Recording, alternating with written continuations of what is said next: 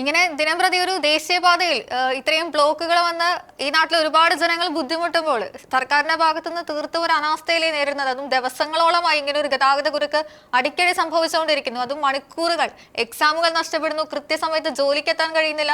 അതിനൊക്കെ പുറമെ ആംബുലൻസുകൾ കുടുങ്ങുന്ന സാഹചര്യം വരെ ആ ട്രാഫിക് ബ്ലോക്കിലുണ്ട്. ഇത്രയേറെ ഒരു അനാസ്ഥ ഉണ്ടായിട്ടും തുടരുന്ന ഒരു സംഭവമാണ് ഇപ്പോഴും സർക്കാരിന്റെ ഭാഗത്തുനിന്ന് ഉണ്ടാകുന്നത്. അതൊരു നാഷണൽ ഹൈവേ. എന്താണ് അങ്ങേക്ക് പറയാനുള്ളത്? മണ്ണുത്തി വടക്കഞ്ചേരി ദേശീയപാത എന്ന് പറഞ്ഞത് ഇപ്പൊ 13 വർഷം കൊണ്ട് 1600 കോടി രൂപ കളക്ട് ചെയ്തിട്ടുള്ള ദേശീയപാതയാണ്. 1600 കോടി രൂപ. വെറും 305 കോടി രൂപയ്ക്ക് കരാർ ചെയ്ത ആ ദേശീയപാതയുടെ പണി പൂർത്തീകരിക്കുമ്പോൾ 723 കോടി രൂപയാണ് അവർ ഈ പണിക്ക് ചെലവായി എന്ന് പറഞ്ഞത്. ഒരു ദിവസം 42,000 വാഹനങ്ങളാണ് അതിൻ്റെ ഉള്ളിലൂടെ കടന്നു പോകുന്നത്. ഒരു ദിവസം 60 ലക്ഷം രൂപയാണ് കളക്ട് ചെയ്യുന്നത്. അപ്പൊ നമ്മൾ സാധാരണക്കാർ ടോള് 90, 150 രൂപയ്ക്ക് ടോള് കൊടുത്ത് പോണവർക്ക് ശരിക്കും ഗതാഗതം ചെയ്യാനുള്ള ദേശീയപാത ഉണ്ടാവണം.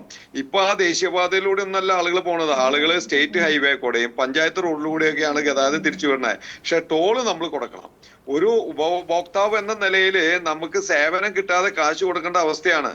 വളരെ സമാനതകളില്ലാത്ത ദുരിതമാണ് മണ്ണുത്തി എടപ്പള്ളി റോഡിലും മണ്ണുത്തി വടക്കുംചേരി റോഡിലും ഇപ്പോൾ ജനങ്ങൾ അനുഭവിക്കുന്നത്.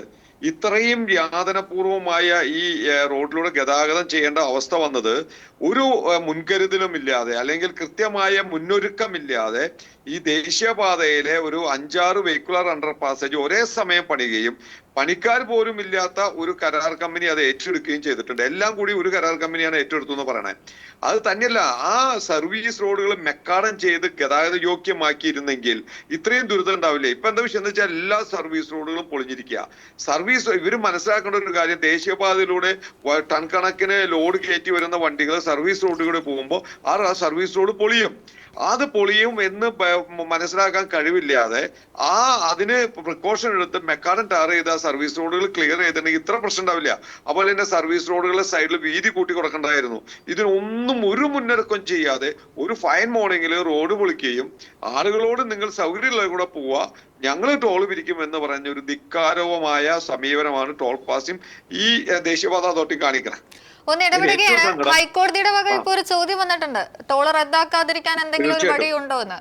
എന്താണ് അതിനെ കുറിച്ച് പറയാനുള്ളത്? ഹൈക്കോടതി കൃത്യമായിട്ട് പറഞ്ഞു. ഹൈക്കോടതി ആദ്യം സംസ്ഥാന സർക്കാരിന് വേണ്ടി ജില്ലാ കളക്ടറോട് റിപ്പോർട്ട് കൊടുക്കാൻ പറഞ്ഞു. ജില്ലാ കളക്ടർ അതിരൂക്ഷമായ റിപ്പോർട്ട് കൊടുത്തിട്ടുള്ള വലിയ ഗതാഗത കുരുക്കാണ്, ഒരു മുന്നൊരുക്കം നടത്തിയിട്ടില്ല, അവർ പറയുന്ന കാര്യങ്ങൾ ചെയ്യുന്നില്ല, കൃത്യമായി പണി നടക്കുന്നില്ല, സമയബന്ധിത പണി നടക്കില്ല എന്ന് കളക്ടർ റിപ്പോർട്ട് കൊടുത്തു.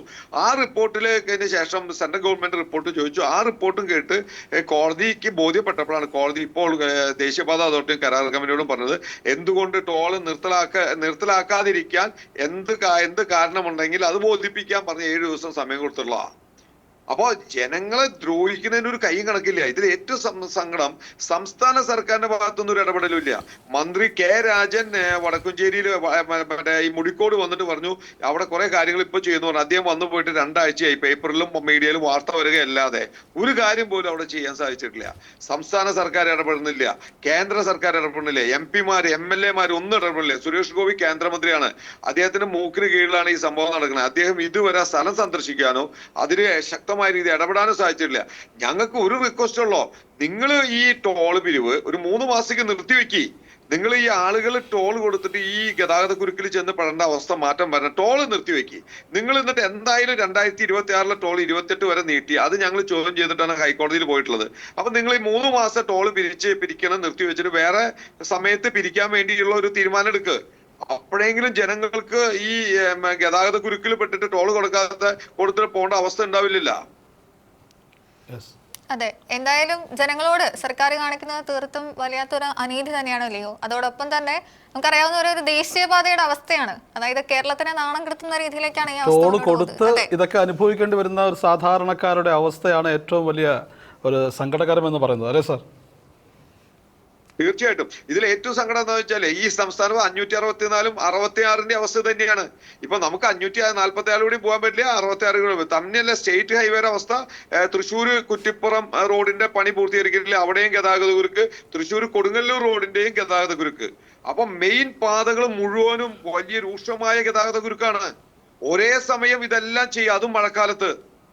അപ്പൊ ഒരു മുന്നൊരുക്കമില്ലാതെ ജനങ്ങൾ കഷ്ടപ്പെട്ടാൽ ഈ നാട്ടിൽ ഒന്നും ഉണ്ടാവില്ല എന്നൊരു ഭരണാധികാരികൾക്ക് തോന്നിയ നിവൃത്തിയില്ല. ജനങ്ങൾ കഷ്ടപ്പെട്ടവിടെ ഞങ്ങൾക്കൊരു വിഷയമല്ല എന്നുള്ള തോന്നലാണ് ഇവിടെ. സ്റ്റേറ്റ് സപ്പോർട്ടിംഗ് അഗ്രിമെന്റ് ഉണ്ട് കേട്ടോ. സംസ്ഥാന സർക്കാരിന് ദേശീയപാത അതോറിറ്റിയുമായി സ്റ്റേറ്റ് സപ്പോർട്ടിംഗ് അഗ്രിമെന്റ് ഉണ്ട്. ആ സപ്പോർട്ടിംഗ് അഗ്രിമെന്റിൽ കരാറിൽ ഒരു കാര്യം പറഞ്ഞിട്ടുണ്ട്, നിലവിലെ റോഡ് ഗതാഗത യോഗ്യമാക്കിയിട്ട് വേണം ദേശീയപാത പണിയാൻ. അല്ലാണ്ട് നിലവിലെ റോഡ് അടച്ചു കെട്ടി സൗകര്യമുള്ളിടത്തുകൂടെ സ്റ്റേറ്റ് ഹൈവേ കൂടെയും പഞ്ചായത്ത് റോഡുകളിൽ പോകാൻ പറഞ്ഞിട്ടല്ല, നിലവിലെ റോഡ് ഗതാഗത യോഗ്യമാക്കിയിട്ട് വേണം ഈ ദേശീയപാതയുടെ പണി നടത്താൻ. ഇപ്പോ ഇന്ത്യൻ റോഡ് കോൺഗ്രസ് പറഞ്ഞ മാനദണ്ഡവും പാലിക്കുന്നില്ല, കരാറിലെ കാര്യങ്ങളും പാലിക്കുന്നില്ല. അവർക്ക് തോന്നിയ പോലെ ചെയ്യാം. ഇവിടെ ജനങ്ങൾ ചോദിക്കില്ല എന്നുള്ള ഒരു ധിക്കാരമാണ് ഈ ദേശീയപാത അതോറിറ്റിയും കരാർ കമ്പനിയും ഭാഗത്തുനിന്നുണ്ടായിട്ടുള്ളത്.